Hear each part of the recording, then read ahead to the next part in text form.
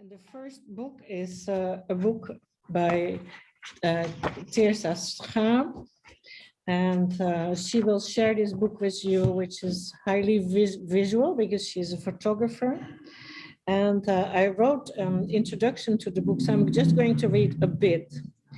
Her light, almost childlike frame gives the ideal impression of weightlessness and effortlessness. Her curiosity is limitless, her energy relentless, her body of work timeless. It all seems to come naturally, her inquisitive mind decoding what she sees and reaching unique aesthetic decisions. She always used to photograph people and portraits and some fashion and some nature.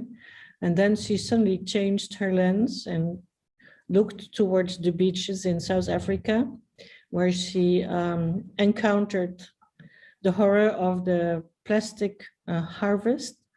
And instead of just, mourning this loss of beauty, she decided to recreate this ugliness into a new beauty to warn society about its devastating power. So Thirza, please take us through your book and the process and your emotions also while going through this whole labor, which has become your life for the last few years. Thank you so much.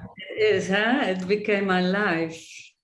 Can you hear me already? Yes, you're okay. Good. Okay, good. I'm gonna open my shared screen now. Yeah, that was a really good introduction, Lido. Nothing more to say for me now. Just kidding.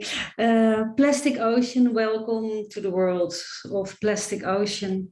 I'm a Dutch photographer and artist, and when I start spending more time in South Africa and spending more time at the beaches, I start picking up, instead of nice little findings you find on the beach, like a polished piece of driftwood or a nice piece of shell or stone. I was also attracted by the pieces of plastic, the colorful pieces of polished plastic by the ocean, because of the elements which kind of worn those colors out, worn those shapes to smoother shapes. And I found them beautiful and I found them disgusting.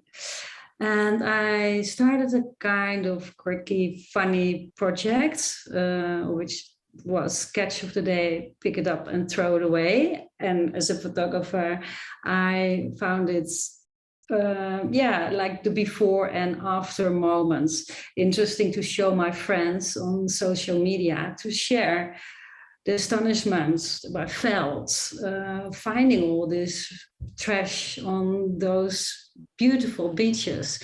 And I was walking this morning on a trail here in Cape Town, and we had a little bit of a higher perspective, so I could look right on the ocean, and I saw this immense blue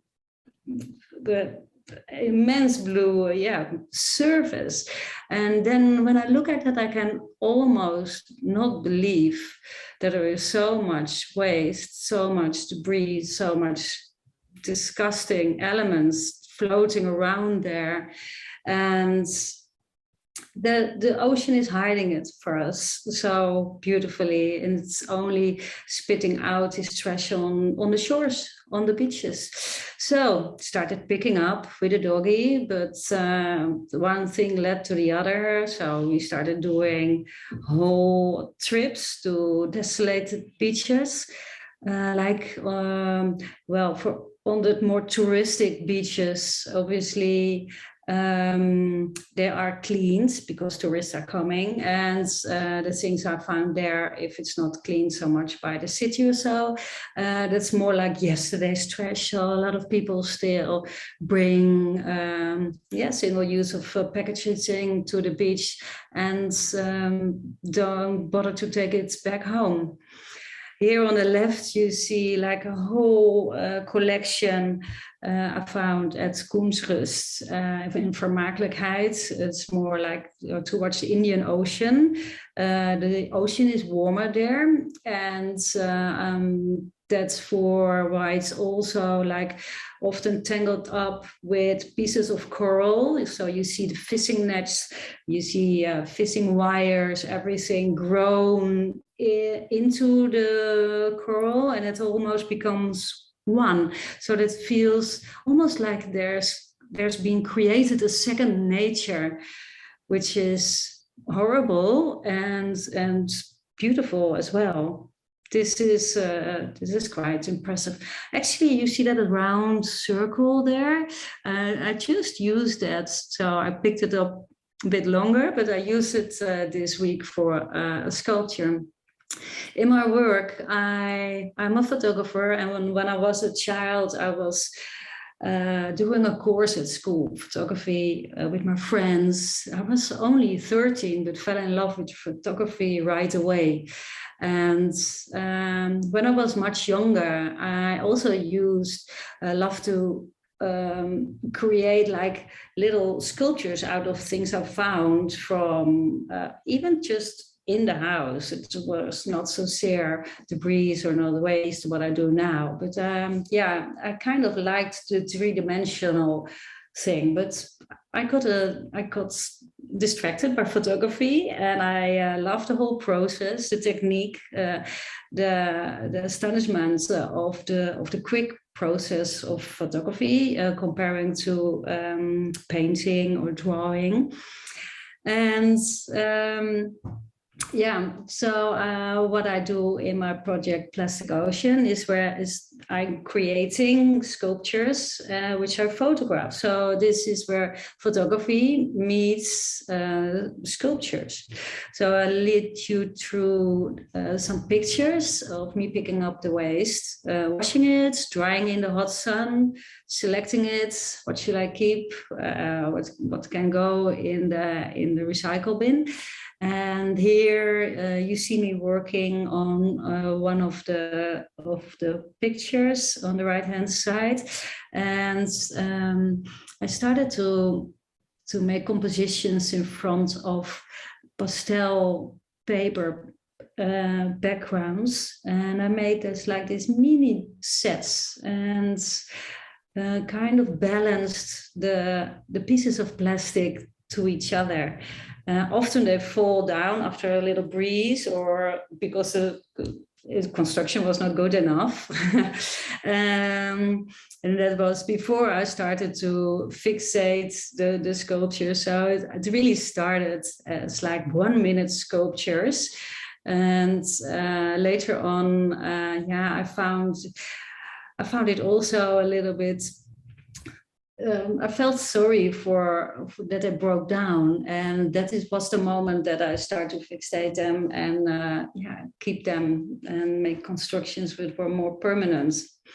And here you see me taking a picture of the elements. Here is let me see if it's coming now. Here, that's the one. This one is called Birthday Breakfast. It has such a bright early morning feeling with those neat, I don't know, little, what is it? It's like this bow and everything. It's like a beautiful morning.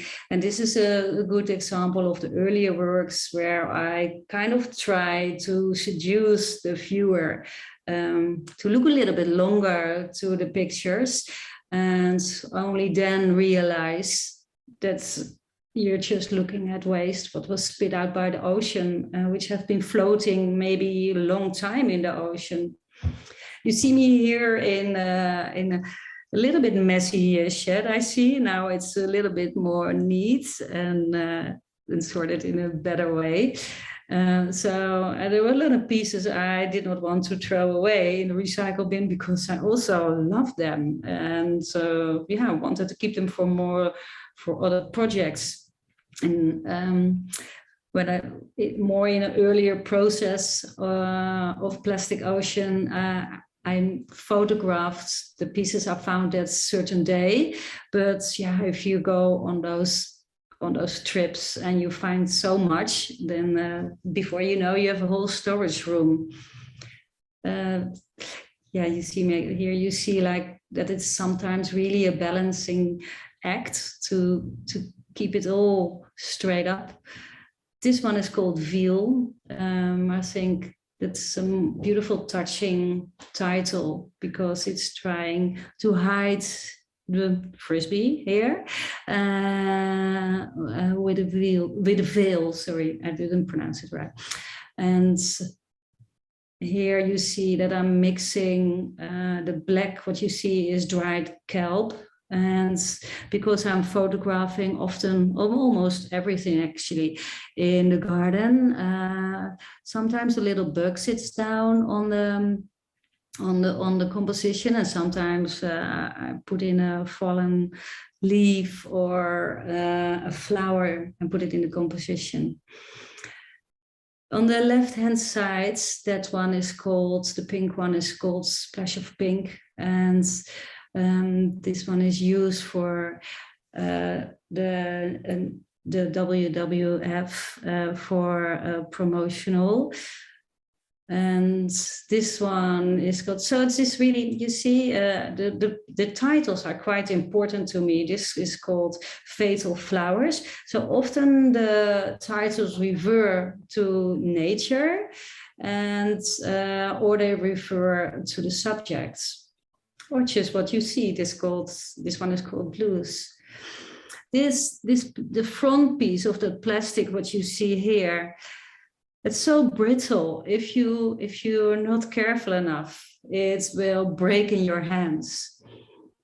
It's not only the white beaches where I walk, but I also pick up plastic in the edges of the rocks near the ocean. I photograph them often with the pastel black backgrounds, what I just showed you. But sometimes I also photograph them on the beach or in the water, as you see here. I was inspired by floating plastic pieces of plastic bag in the tidal pools and in the rock pools. And this is where I made like a whole anemone shape composition. And this is the result, which you see here. Yeah. Often in interviews, because Plastic Ocean is not unnoticed to a lot of people, and people are interested, what is the most funny thing you find? And I don't know what to say really, because actually I didn't really found something super funny. The only thing is what I realized, that it's always depending on the current, what I find.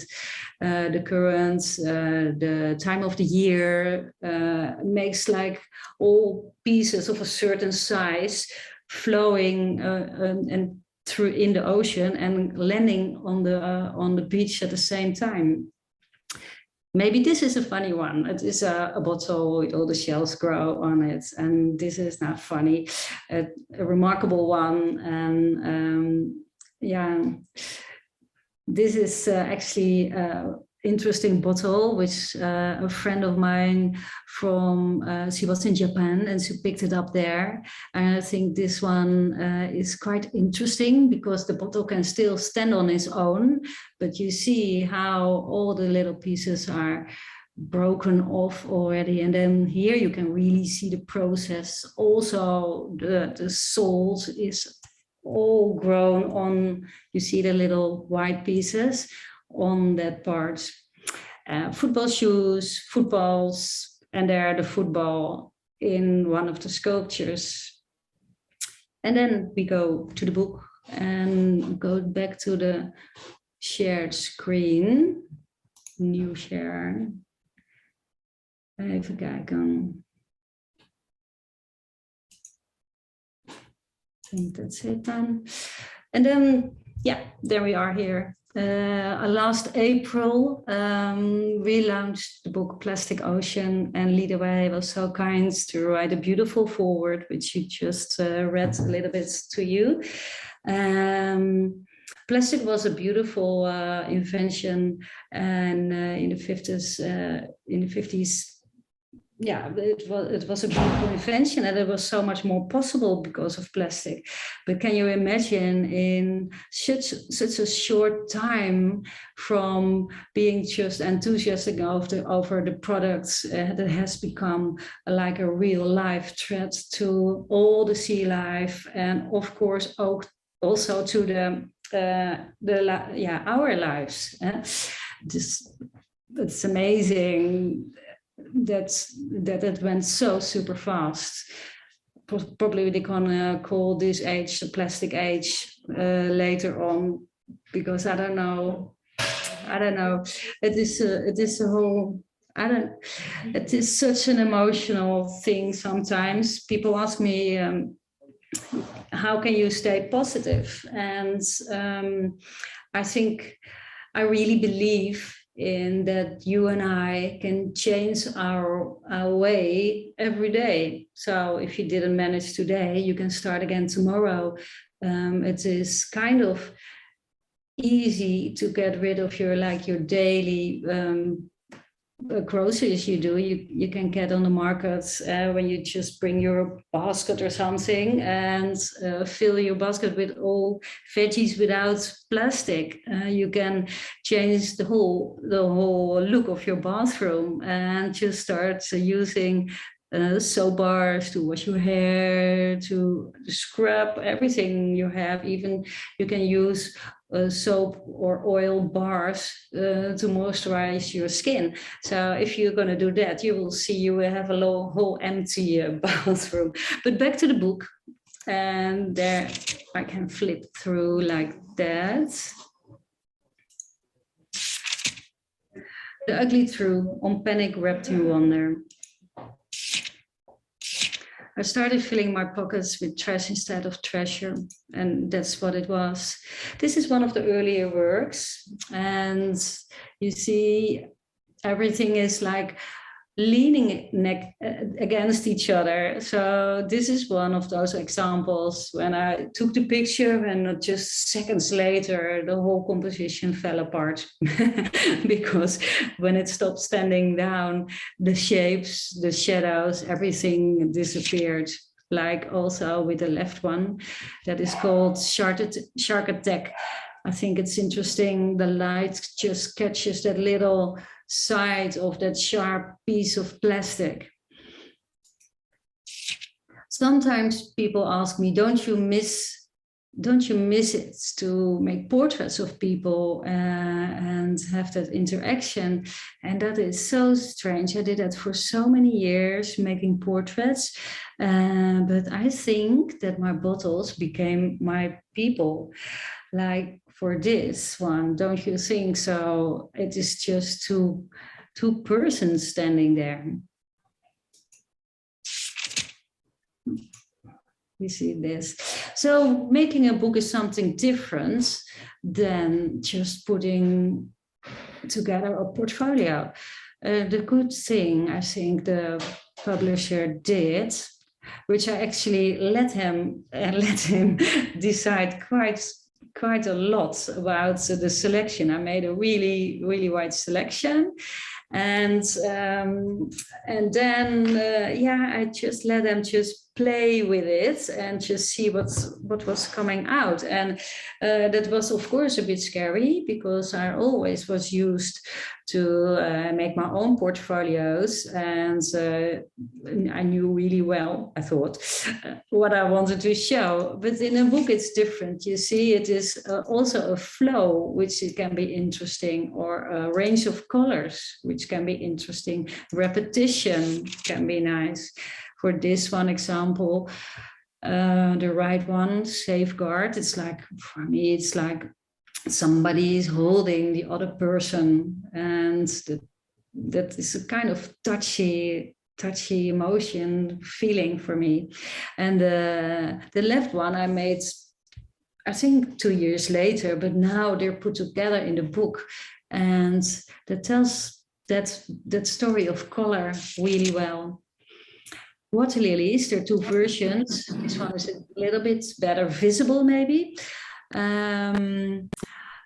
This and here, yeah, you can see it as well. So I was, I was walking down a little stream and I saw a bottle, soda bottle, upside down, floating with a little bit of content in it. So it was floating upside down, and I saw that the bottom of the bottle looked like a flowery shape. So that's interesting. So we started collecting bottles when we walked to the beach. So we didn't pick them up on the beach, and imagine there were like we collected it for maybe a day or 3 or 4, and then we had already 70 bottles. So now, well, we with the whole idea going to the tidal pool, because that was the most easy and I don't know, secure concerning dealing with the waves and all the currents and stuff to make the project, the picture succeed. So we filled with the 3 of us all the bottles, one a little bit fuller than the other, but it didn't work at all. They were floating apart so quickly, and the next time we made little strings on the bottom, on the tops, so not on the bottom, on the tops of the bottles, which are upside down in the water, and that's made them stick together. And that is where this work, Water Lilies, is how I called it, appeared, and there it was. Sometimes I get, there are so many people who are interested in the project. It can be people from the environmental side, it can be students, it can be from the design, interested people, also fashion magazines like This is Vogue Singapore. They asked me to create a work inspired by the Vanda, and the Vanda is the purple orchids, and I made this work for them. So it is really beautiful, the contact I have with people around the world, and there are so many people who are feeling the same, who really want to change. You know, I have so strong the feeling that we all brought up as little working bees, and we are grown up to earn money and to make the system running and be consumers. And personally, I went from almost photographing products in their early life, like in the spotlights for advertising, for fashion, and now I photograph the work, the objects on the end of life. You know what I mean? So they're again in the spotlights, but now in the end of life, and it is.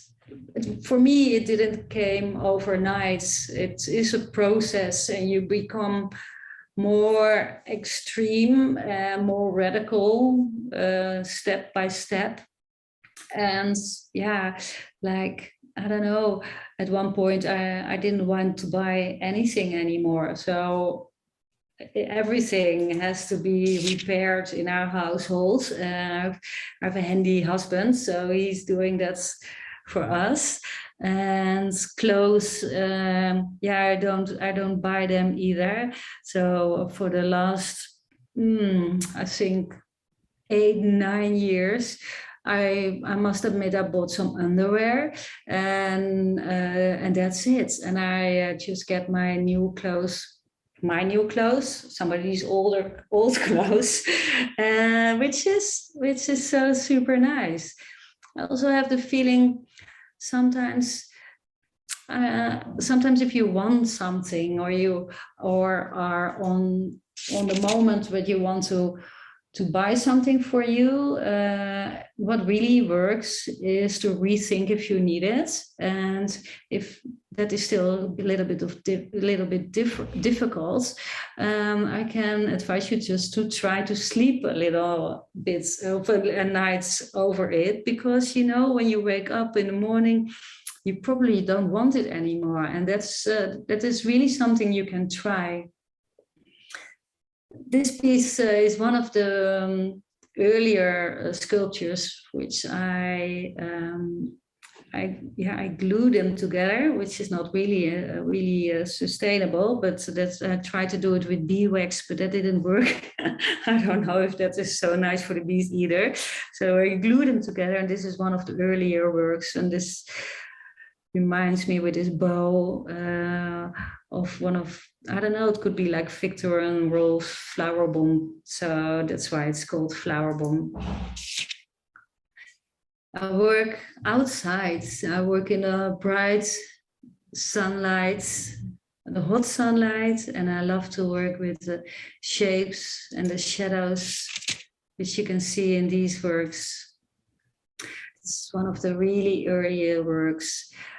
And that's how it started. I remade this in my studio garden, but I made earlier some tests on the beach with the tops of bottles, like balancing on the straws. We made a selection. I made a selection of miniature sculptures, which you see one now here. This one is only like 11 centimeters. And this one and 4 other ones, so 5 in total sculptures.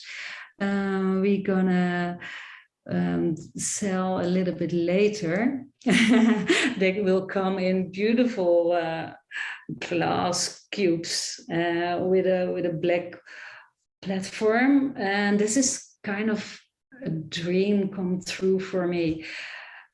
I am so attached now to the 3D, to the making the sculptures, that it really overtake myself. When I start working on the sculptures, I almost feel like in a trance, in like a special zone, and I don't know, it feels like I'm making a puzzle which I don't know the outcome of, and my heartbeat start to change.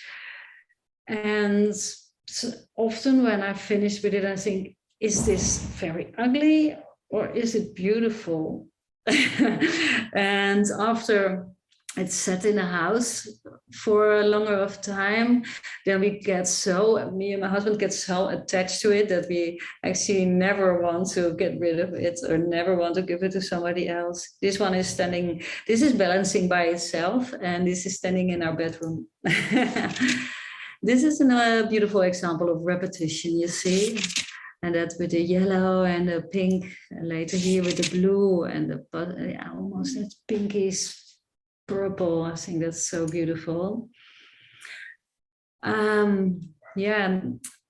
Sometimes I follow the light. I like the harsh sunlight, and sometimes I also looking more for an intimate, like a darker light. And this is an example of that. The sun has gone down. In the kitchen, there is a white table and a white wall, a little bit old. And I put down there petal, that's this sculpture called. It is made of bottles, a piece of a branch. And there I found on the beach plastic rose petals, which people used to, maybe to celebrate something or ask somebody to marry him or so. And they found it's like romantic to do and leave them behind. And so the setup was there. There was almost no lights, and the exposure time of this one was more than a minute. I think maybe a minute or a minute or two, which give that like this almost dirty light. Maybe for some of the people who are listening or photographers will recognize that. I'm inspired by the 17th century artists, and I photograph many of my sculpture not only in a pastel or a colorful background, but also against the black backgrounds, like here. This one is called A Faded Past, and I think that breathes out that whole feeling of this work. Sometimes I feel that the pictures with the black backgrounds, especially, are the Vanitas of the 21st century, with the subjects from the 21st century. This piece is made of coral and pieces of plastic, fabric. Find a lot of fabric, and here we are with the cover. So there was a time when we were in Cape Town here, I think it's 2 years ago, 2 or 3 years ago, and we had a big problem with drinking water, and it was like the 1st of April was sentenced to be like the last day the water will come out of the tap, and people start collecting. So did we. Large bottles which you can use to go to the natural springs to collect water. And when you are often in Africa, then, well, even South Africa, and especially where we live, is quite well and still quite rich, but there are a lot of things that are not certain, not secure, like clean drinking water, like electricity. We have a lot of electricity shortage as well, and I think as a product from grown up in Holland, and we secure so many things of safety, personal safety, and everything you take for granted in Holland. You see when you start spending time abroad that it might not be so logical that it's all there. Repetition again. The left one is really certainly an example of one of the super brittle bottles. And yeah, this is one of the pieces I could not keep. So after the photograph, it ended up in the box with the tiniest pieces I have. So this one is called Black Friday, and I find so many pieces of whole, actually, plastic bags in the ocean or on the beaches, and I found it relevant to show this on my Instagram page at Black Friday, when people do so many shoppings.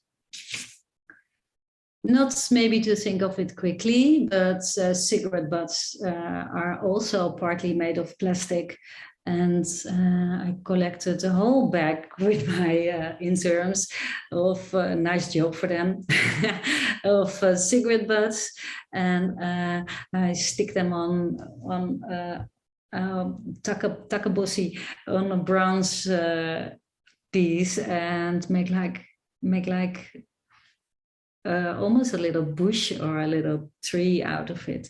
I called it Oxygen. And the left one, that is a piece which is almost like a bonsai tree, right?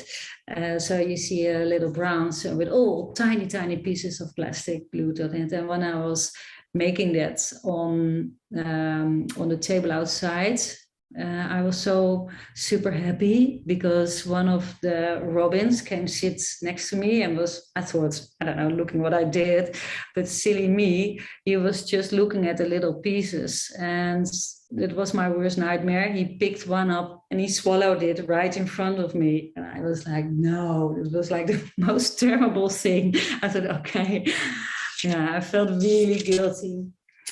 So this one is called Lotus, and I don't know, can I go back to my normal screen? Let me see. Stop share, maybe. That one is called Lotus, and I'm going to show you now here. And this is a little bit the size of the, you see, of the sculptures I make. They're like that size. Can you see it? Okay. So, well, that's it. And I want to thank Philip. I want to thank Lee for letting me explain about the work. And I wish you all a good evening. Thirza, that is the most big trip we went through plastic land ever.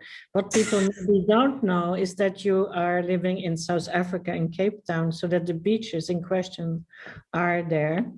They're more exotic than the Dutch beaches, as you know. Yeah, they are. You know, many of my Dutch friends live outside Holland, as is the next speaker. So Thirza, thanks so much. That was we are having such a wonderful day. So this keeps adding up all these emotions. Thank you for this. Thank you, Lee. Bye-bye. Bye. And can you